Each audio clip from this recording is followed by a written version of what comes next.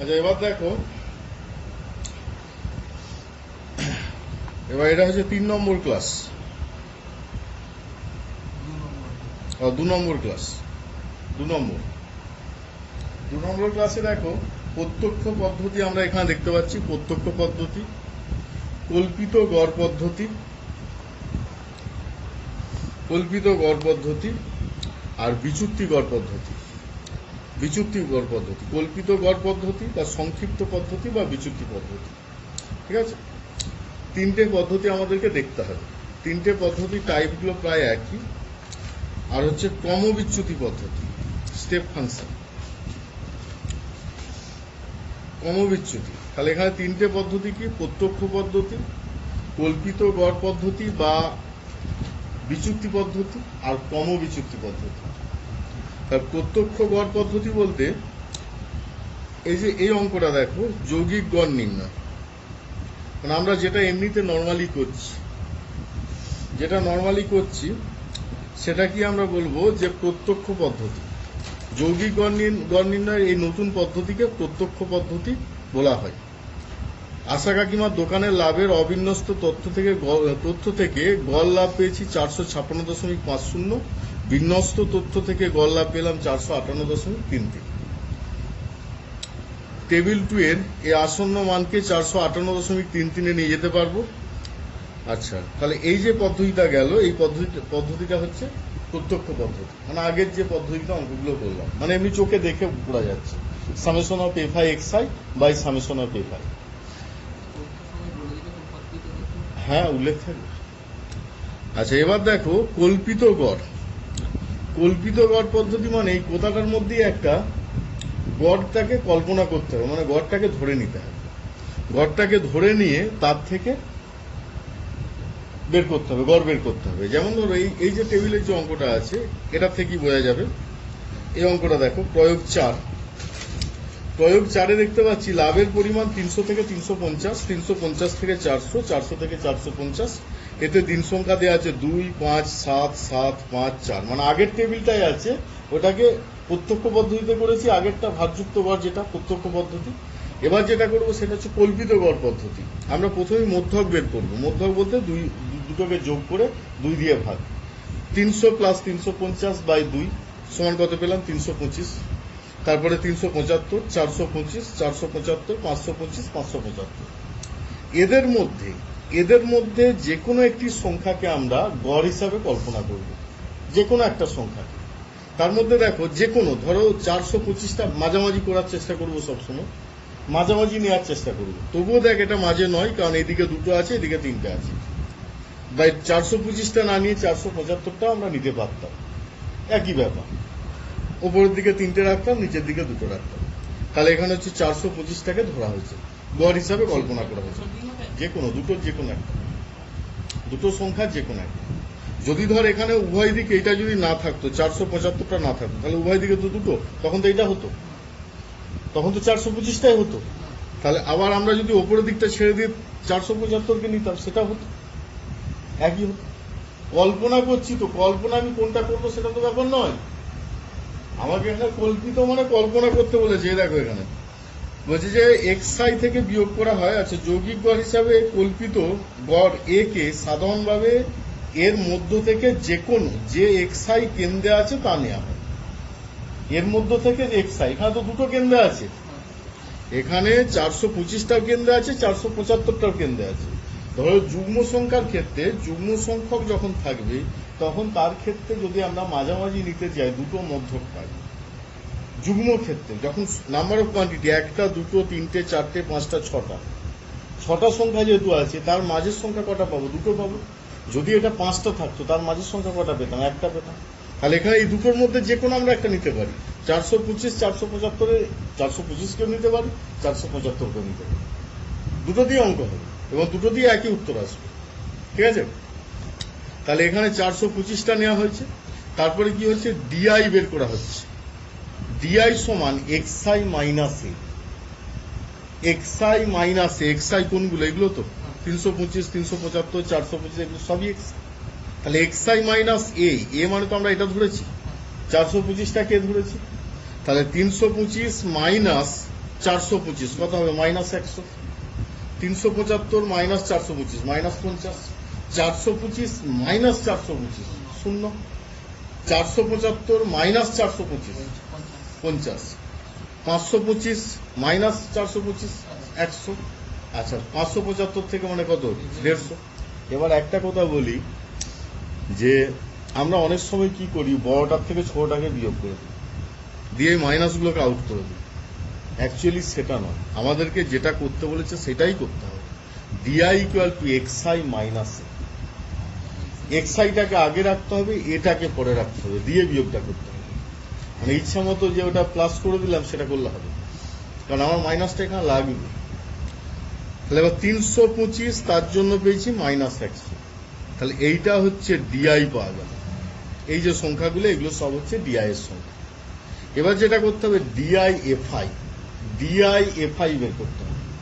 DI FI মানে 2 into -100 -200, 5 into -50 গুণ করে করে লেখা হচ্ছে, দিয়ে কত পাওয়া যাচ্ছে summation of FI DI equal to কি 1000 সবগুলো থেকে।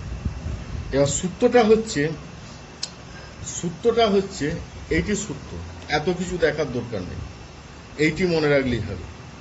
মেন সূত্র হচ্ছে এটি। কি করা হচ্ছে না, এক্স বার সমান A plus summation of FI D I by summation of A. Summation of FI D I আমরা এই যে বের করেছি, summation of FI D I by summation of F I আমাদের বের করা আছে। এ প্লাস মানে কল্পিত গড়টাকে যোগ করা হচ্ছে, এ মানে কত 425, 425 প্লাস 1000 বাই 30, 425 প্লাস 1000 বাই 30। তাহলে এর থেকে যেটা পাবো ক্যালকুলেশন করে 458.33, 458.33, কারণ এটাকে ভাগ করতে হচ্ছে তো। 425 প্লাস 33.3 মানে কি 1000কে 30 দিয়ে ভাগ করলে 33.33 পাচ্ছি, যোগ করে দিলে কত 458.33। তাহলে 458.33 কিন্তু আমরা আগেও পেয়েছি, দেখ প্রত্যক্ষ পদ্ধতিতেও পেয়েছি, এটা কল্পিত গড় পদ্ধতি তাতেও পেলাম, কল্পিত গড় পদ্ধতিতেও পেলাম। এবার দেখবো কি ক্রমবিচ্যুতি পদ্ধতি, তাতে কি পাওয়া যাচ্ছে দেখতে হবে। তাহলে এখানে তুলনামূলকভাবে যৌগিক গড় নির্ণয়ের ওপরের পদ্ধতিকে কল্পিত গড় পদ্ধতি বা সংক্ষিপ্ত পদ্ধতি বা বিচ্যুতি পদ্ধতি বলা হয়, মানে তিনটেই নাম, কল্পিত গড় পদ্ধতি, সংক্ষিপ্ত পদ্ধতি আর বিচ্যুতি পদ্ধতি। ঠিক আছে, তিনটে নামই আমরা বলতে পারি। তাহলে এটা গেল কি না প্রত্যক্ষ পদ্ধতি, কল্পিত গড় পদ্ধতি। এবার যেটা করব সেটা হচ্ছে ক্রমবিচ্যুতি পদ্ধতি। ওই একই অঙ্কের উপর একটা সমস্যার উপরই করতে হবে তিনটে পদ্ধতি, মানে পরীক্ষায় কিন্তু তিনটে পদ্ধতি করতে হবে। এবার যদি উল্লেখ না করা থাকে, উল্লেখ হয়তো কোনো কোনো ক্ষেত্রে করে দেয় যে প্রত্যক্ষ পদ্ধতিতে করো, কি কল্পিত গড় পদ্ধতিতে করো, কি ক্রমবিচ্যুতি পদ্ধতিতে করো, যদি উল্লেখ না থাকে তখন তোমরা যে কোনো পদ্ধতি করতে পারো, আর যদি উল্লেখ থাকে তখন সেই পদ্ধতিটাই করতে হবে, সেই পদ্ধতিই করতে হবে। ঠিক আছে, তাহলে এখানে এর ক্ষেত্রে দেখো এই পর্যন্ত এক সবকিছু এক। এই যে এ সমান 425, এইচ ইকুয়াল টু 50, মানে এদের যে ডিফারেন্সটা সেটা হচ্ছে এইচ ইকুয়াল টু 50, প্রত্যেকটা ক্ষেত্রে একই। 350 থেকে 300 বিয়োগ মানে 50, 400 থেকে 350 বিয়োগ মানে 50, 450 থেকে 400 বিয়োগ মানে 50, তাহলে এইচটা হচ্ছে 50। দিন সংখ্যা যেমন ছিল রইল, শ্রেণী মধ্যক যা ছিল তাই, ডিআই এক্সআই মাইনাস এ বিয়োগ করে যা পাওয়া গেছে এই পর্যন্ত টেবিলটা এক, আগের টেবিলের মতো। যৌগিক গড়ের ক্ষেত্রে কি ছিল, এই পর্যন্ত এক ছিল, মানে প্রত্যক্ষ পদ্ধতির ক্ষেত্রে এই পর্যন্ত এক ছিল। যৌগিক গড় মানে কল্পিত গড়ের ক্ষেত্রে এই পর্যন্ত এক হবে। এবার যে দুটো করব সেই দুটোর ক্ষেত্রে আরেকটু বাড়বে। ইউআই সমান, যেটা আমরা ডিআই দিয়ে গুণ করে দিচ্ছিলাম একবার এফআই এর সাথে, সেটা না করে ইউআই বের করব। ইউআইটা অন্য কিছু নয়, এক্সআই মাইনাস এফ বের করা আছে, তাকে এইচ দিয়ে ভাগ করব। এইচ ইকুয়াল টু 50, মানে শ্রেণী ডিফারেন্সটা, শ্রেণী দৈর্ঘ্যটা দিয়ে ভাগ করব।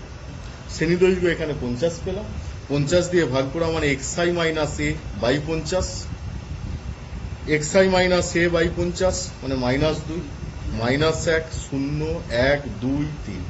ঠিক আছে, ডিআই ইউআই পাওয়া গেল, সামেশন ইউআই এফআই ইউআই বের করবো।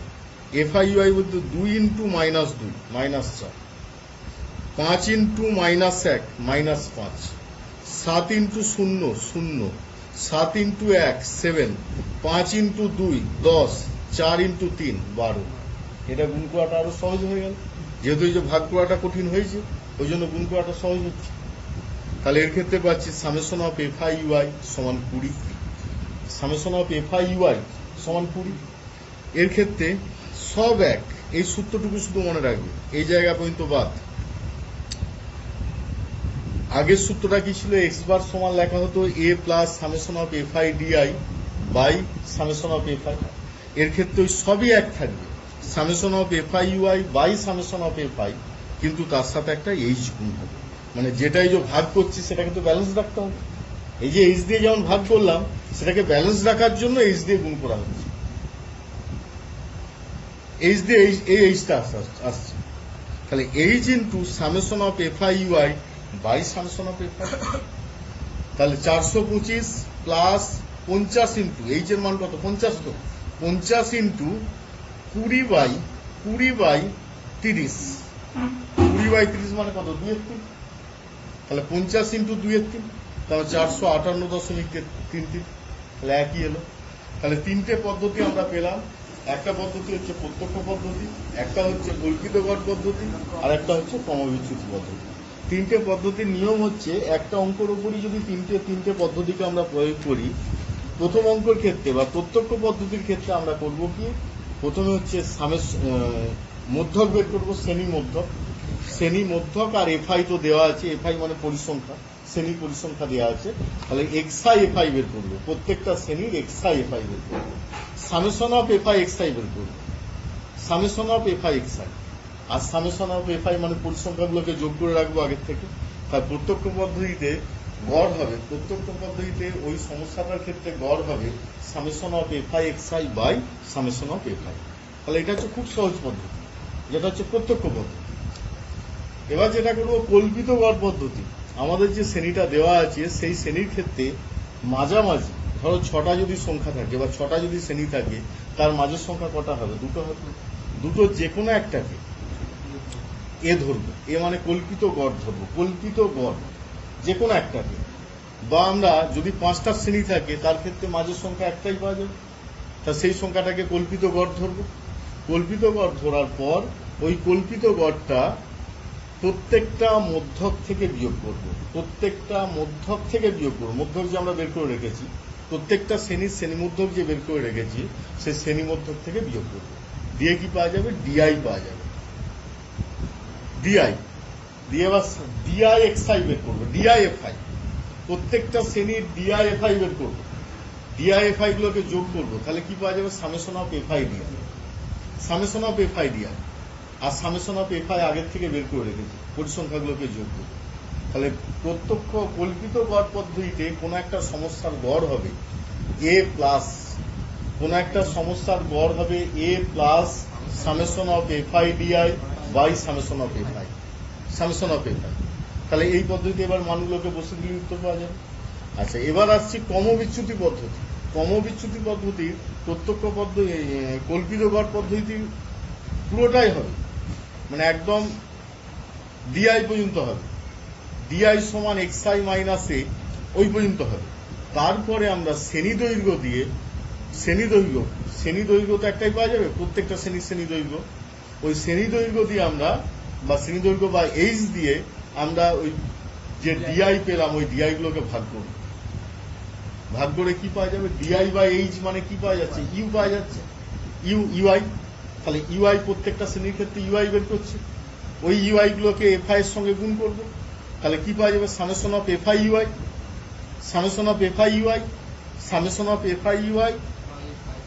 এবার ক্রমবিচ্যুতি পদ্ধতিতে ওই সমস্যাটার গড় হবে A plus H into summation of FI UI by F I, summation of F I. মান বসাবো, দিয়ে উত্তর পাওয়া যাবে। দেখা যাবে যে তিনটে পদ্ধতি গড় নির্ণয় একই আসবে।